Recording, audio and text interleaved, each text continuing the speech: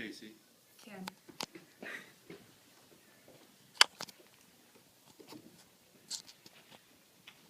Alright, now, we all know that disappointing feeling we have when we realize that family picture you just took can't even be used.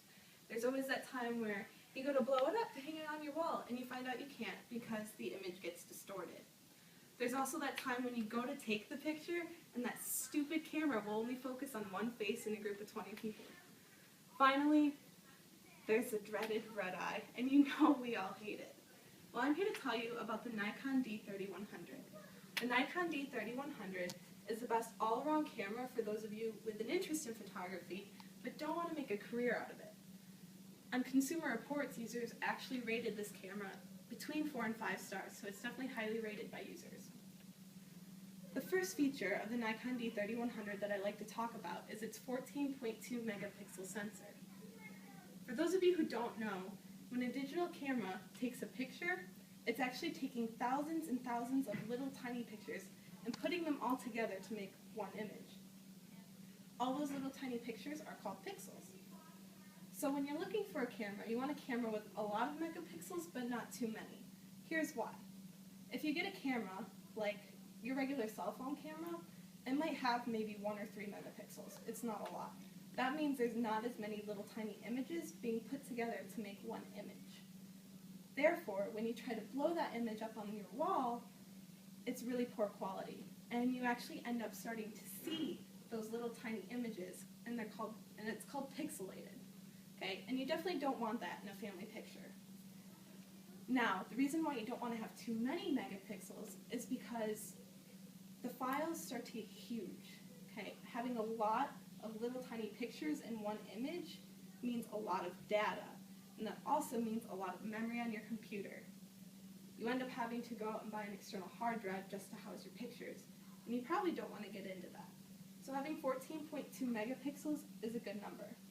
Now, the other feature of the Nikon D3100 that I'd like to talk about is its manual and automatic focusing. For those of you who want to experiment with photography, you can switch it to manual at a turn of the dial. Now, in manual mode, you can adjust the shutter speed, the ISO settings, and the aperture. Plus, you can focus on what you want to focus on. Therefore, when you go to focus a family picture, you can focus on those 19 faces instead of just the one. Okay? Now, for those of you who don't necessarily want to mess with all that stuff, you can just keep it in automatic mode, and you'll have a good picture every time. It'll automatically adjust the shutter speed, aperture, and focusing in automatic mode. Finally, my favorite feature of the Nikon D3100 is the fact that it had built-in editing capabilities. I just think this is phenomenal because you can go ahead, take a picture, and edit it immediately after. Now, this also means you don't have to go to the store and buy an expensive photo editing software to put on your computer, and you also don't have to go through that hassle of trying to learn that software. Instead, you could go ahead and just use your camera to edit the photos yourself. This photo editing software includes adjusting color balances, you could add filters, crop photos, and eliminate red eye, of course. So now you can have a perfect family photo every time.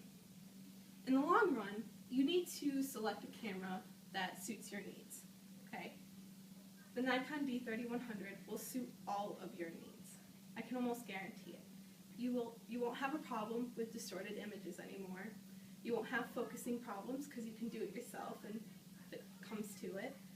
And of course, you won't have any more red eye problems. Plus, when you bring that camera to your next family reunion and show your family members all of these awesome features that you know how to use, they'll think you're a photography genius.